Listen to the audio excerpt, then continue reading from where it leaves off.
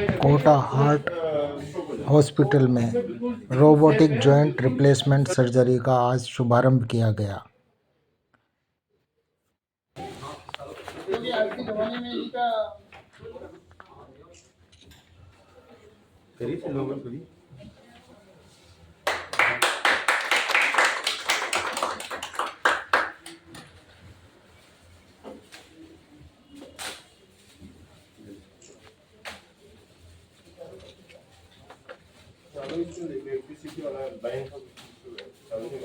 उसमें आप देखो एक ये रोबोटिक आर्म है, ये फुली ऑटोमेटिक रोबोटिक आर्म है। जब आप इसमें फंक्शंस उसके जो पेशेंट के डाटा सेट करके इसको देते हो तो ये वर्किंग वो है आर्म है बेसिकली। और ये दूसरा जो पार्ट है ये स्क्रीन होती है, इसकी पूरी स्क्रीन पे हमारे पूरे पेशेंट की जो डाटा है, कितना मूवमेंट हुआ, कितना नहीं हुआ, कितना डिग्री अपन को ड्रिल करना है, वो सब इस पे अपन को मॉनिटर पे दिखता रहता है।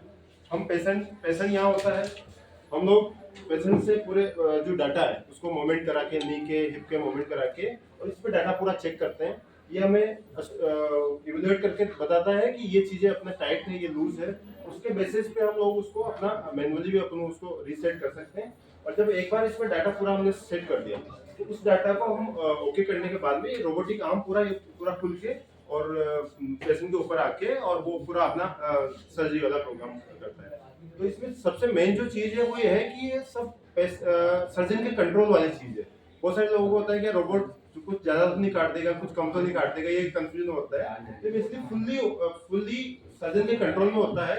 हमें कहीं भी अगर तो लगता है कि ये चीज़ें तो तुरंत हम उसको स्टॉप कर सकते हैं। इवन ये ऑटोमेटिक हड्डी कैप्टिक सिस्टम होता है इसमें, जैसे आपका हड्डी से थोड़ा साइड में जाएगा ऑटोमेटिक रोबोट रुक जाएगा। हल्का सा भी 1 mm 0.1 mm का भी इतना डिफरेंस नहीं आ सकता इसमें तुरंत ये स्टॉप हो जाता है, अपने आप रोबोट रुक जाता है। फिर आप अपने दोबारा से इसको करेक्ट, भाई कोई एरर आ रही है तो इसको आप दोबारा चेक कर सकते हैं। चीज तो ये है कि पहले से ही पता होगा कि इस साइज का अप्रोक्सीमेट इनको नी का साइज जाना है, इस साइड का हिप का साइज जाना है। ठीक है, क्योंकि 4-5 पार्ट होते हैं, नी में भी 3 पार्ट होते हैं। ऊपर थाई बोन के ऊपर होता है, नीचे शिन बोन के ऊपर होता है, बीच में पोली होती है जिसको हम छल्ला बोलते हैं।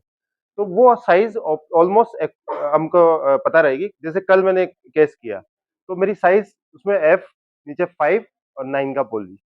जब मैंने किया सिटी स्कैन करा के उसके डाटा उसमें उम्र क्या है, हड्डी कितनी मजबूत है, उसके ऊपर डिपेंड करता है। तो नॉर्मली हम 3 दिन में डिस्चार्ज कर देते हैं। तो हो सकता है कि 2 दिन में डिस्चार्ज करें, हो सकता है 3 दिन में डिस्चार्ज करें। तो स्टे हॉस्पिटल स्टे तो ज्यादा मैटर नहीं करता, वो तो पेशेंट टू पेशेंट वेरी करता है। बट अगर सेम तरीके के पेशेंट में हम करेंगे तो शायद 1 दिन पहले डिस्चार्ज कर पाएंगे हम लोग। क्या देखो, हमारा ये फॉर्चूनेट पार्ट है कि Kota heart and CG hospital में हम पहली बार यहाँ रोबोट सर्जरी शुरू कर रहे हैं। और ये रोबोटिक सर्जरी तो आप टोटली एडवांस सर्जरी है जो एक सर्जन के सपोर्ट से होती है, उसकी हम शुरुआत कोटा में कर रहे हैं। और ये हमारा हमारा मिशन भी है कि 2026 तक हम जो भी बेस्ट टेक्नोलॉजी होगी वो हम कोटा में पूरी तरह लॉन्च करेंगे। और हर तरह की रोबोटिक सर्जरी होती है, चाहे वो पेट की सर्जरी हो, चाहे वो हार्ट की सर्जरी हो। 2026 तक हम पूरी कोशिश करेंगे कि हम इसको सारी सर्जरी जो रोबोटिक होती है वो लॉन्च कर सकें। इसके साथ साथ रोबोटिक सर्जरी के साथ साथ हमारा सबसे बड़ा मेन एम होगा कि रोबोटिक सर्जरी एक कम्पिटेंट डॉक्टर के साथ करें और कम्पिटेंट डॉक्टर इस सर्जरी को आगे बढ़ाए, जिससे ये हाड़ौती की जनता को और आसपास के जो भी एमपी के लोग हैं वो यहाँ पे आके इसका सुविधा ले सकें।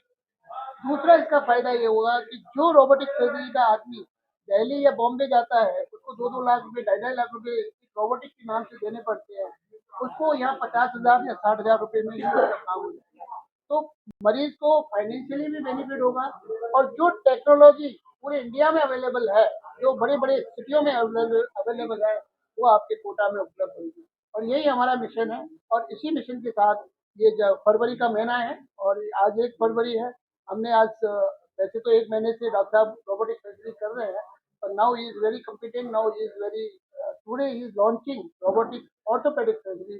So I hope he will do better and इसमें काफी आगे बढ़े और एक हाड़ौती की जनता को एक प्रॉपर टेक्नोलॉजी देके नी रिप्लेसमेंट में हेल्प करे।